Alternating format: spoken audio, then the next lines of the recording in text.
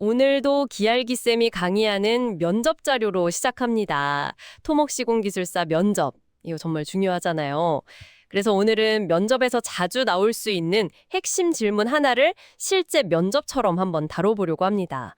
네, 바로 댐이나 제방 설계할 때요. 그 물의 흐름, 유선망 관리가 얼마나 중요한지, 또 문제가 생겼을 때 어떻게 대처해야 하는지 그런 질문인데 한번 모의 면접 상황으로 준비해봤습니다. 여러분도 면접 보신다 생각하고 같이 한번 답을 고민해 보시면 좋겠습니다. 네, 댐이나 제방 같은 큰 토목 구조물들은요, 결국 침투수 관리, 이걸 어떻게 하느냐가 안전에 아주 큰 영향을 줍니다. 특히 최상단 유선, 제일 높은 물길이 설계할 때 예상했던 것과 다르게 제방 하류 쪽 비탈면 밖으로 흘러나온다. 이건 구조물 안정성에 정말 치명적일 수가 있어요. 오늘 이 시뮬레이션은 그래서 이런 상황에서 문제를 얼마나 잘 분석하고 또 실무적으로 어떤 해결책을 내놓을 수 있는지 그걸 평가하는 데 중점을 둘 겁니다. 좋습니다. 그럼 바로 면접 시뮬레이션으로 들어가 볼까요? 면접관의 질문입니다. 댐이나 하천 제방 현장에서 유선망을 검토하고 있습니다.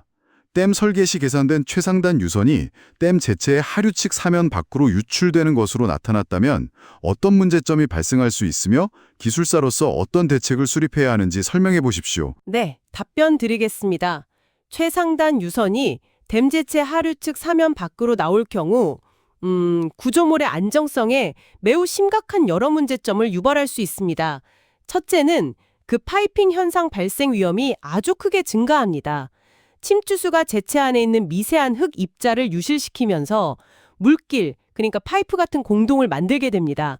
이게 결국에는 제체의 점진적인 내부 침식으로 이어지거나 심하면 갑작스러운 붕괴까지 초래할 수 있는 아주 위험한 상황입니다.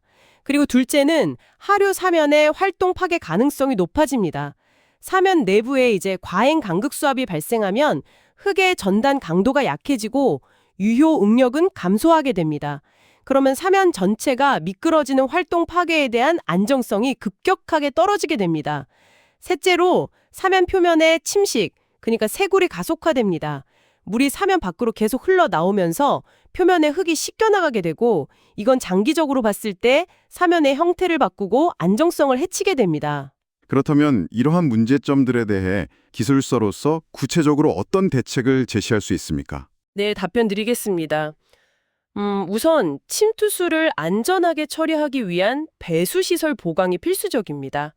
제체 내부에 수평 배수층을 설치하거나 아니면 제체 하류단 끝부분, 즉 토우부에 배수층, 이걸 설치해서 내부 수위를 낮춰야 합니다. 그래서 유선이 사면 밖으로 나오지 않도록 제어하는 것이 중요합니다. 둘째, 파이핑을 막기 위해서 필터층을 적용해야 합니다. 배수층하고 제체 흙 사이에 적절한 입도 조건을 만족하는 필터 재료를 설치해야 합니다. 물은 잘 통과시키면서 흙 입자는 빠져나가지 않도록 막는 거죠. 필터 기준 같은 검증된 기준에 따라서 설계하고 시공해야 합니다. 그리고 셋째로는 하류 사면의 안정성을 직접적으로 확보하는 방안을 검토해야 합니다. 사면 기울기를 좀 더 완만하게 조정하거나 필요하다면 압성토를 쌓거나 사면 보강제, 예를 들어 소월 네일링이나 억지 말뚝 같은 것을 적용할 수 있습니다. 아니면 식생 공법 등을 통해서 사면 자체의 저항력을 높이는 공법을 적용합니다.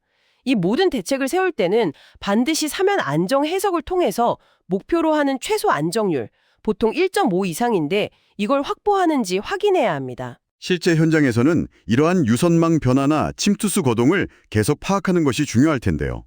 어떤 모니터링 방법을 적용해서 관리할 수 있겠습니까? 네, 답변 드리겠습니다. 현장 계측을 통한 지속적인 모니터링이 아주 중요합니다. 제체 내 주요 지점에 간극 수압계나 관측정을 설치해서 지하 수위 변화와 침투 수압을 주기적으로 계측해야 합니다. 그리고 이 데이터를 초기 설계 시의 유선망 해석 결과나 안정 해석 결과와 비교 검토해야 합니다. 이렇게 함으로써 시간 경과에 따른 제체 내부 상태 변화를 추적하고 잠재적인 위험 징후를 사전에 감지해서 필요한 조치를 취할 수 있습니다. 그리고 제방 표면에 누수 흔적이라든지 습연 지역 발생 여부, 균열이나 침어 같은 변형이 있는지 없는지 정기적으로 유관 점검하는 것도 매우 중요한 관리 방법입니다. 마지막으로 질문 하나 더 드리겠습니다. 이런 문제 발생을 사전에 방지하기 위해서 시공 단계에서 현장 기술사로서 특히 어떤 점을 강조해서 관리해야 한다고 생각하십니까? 네, 답변 드리겠습니다. 시공 단계에서는 첫째로 설계 도서에 명시된 필터 재료나 배수 재료의 품질 기준, 입도 기준 준수 여부를 철저히 확인하고 관리하는 것이 중요합니다. 재료가 제대로 들어와야 제 기능을 하니까요. 둘째, 다짐 시공 시에 규정된 다짐도와 함수비 관리를 철저히 해서 제체 전체가 균질한 투수성을 갖도록 만들어야 합니다. 셋째, 배수시설이나 필터층이 시공 중에 손상되거나 오염되지 않도록 각별히 주의해야 합니다. 그리고 관련 공정이 끝나면 반드시 제대로 기능하는지 검사해야 합니다.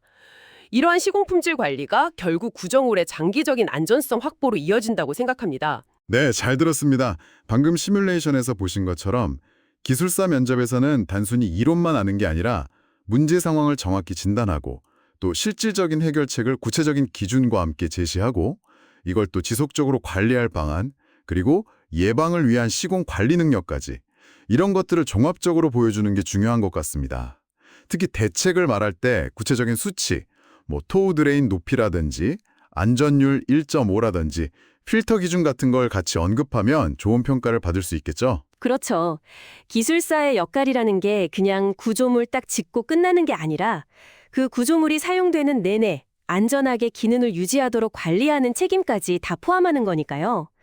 방금 답변처럼 잠재적인 위험 요소를 잘 파악하고 또 선제적으로 대응하고 지속적인 관찰과 데이터 분석으로 안전을 확보하는 그런 체계적인 접근 방식을 보여주는 것이 기술사가 갖춰야 할 핵심 역량이라고 할 수 있습니다. 네, 특히 현장 경험을 바탕으로 한 시공 관리 능력까지 딱 연결해서 답변하면 더 좋은 인상을 줄 수 있을 겁니다.